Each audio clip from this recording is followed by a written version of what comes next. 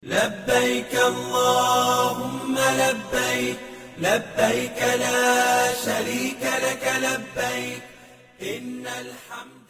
Layanan bus sholawat kembali disiapkan untuk memfasilitasi mobilitas jemaah haji Indonesia menuju dan dari Masjidil Haram.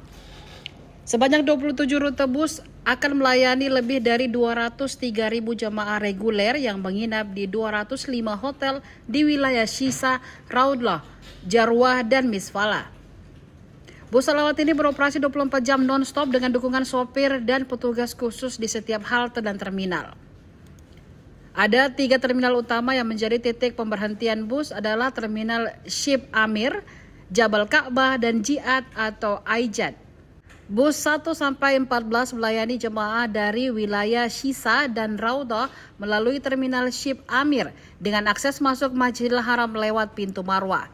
Bus 15 hingga 21 melayani wilayah Jarwal melalui Terminal Ka'bah Jabal Ka'bah dekat dengan WC 8 dan WC 9. Sementara bus 22 hingga 27 mengantar jemaah dari Misfala melalui Terminal Jihad. Setiap jemaah akan diberikan kartu bus sesuai dengan rute hotelnya dan diimbau untuk selalu membawanya agar tidak tersasar selama perjalanan ibadah. Iya, pastikan semua jamaah itu mengetahui di mana atau dia akan berada di rute berapa. Jadi nanti semua jamaah yang tiba di Mekah ini akan mendapatkan kartu.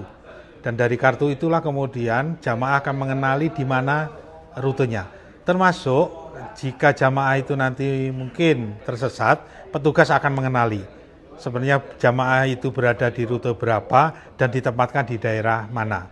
Jadi nanti petugas yang akan mengarahkan dan nanti mohon kepada jamaah kartu yang sudah diberikan oleh petugas itu nanti ditaruh di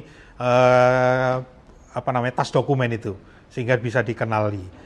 Download Tribun X sekarang, menghadirkan lokal menjadi Indonesia.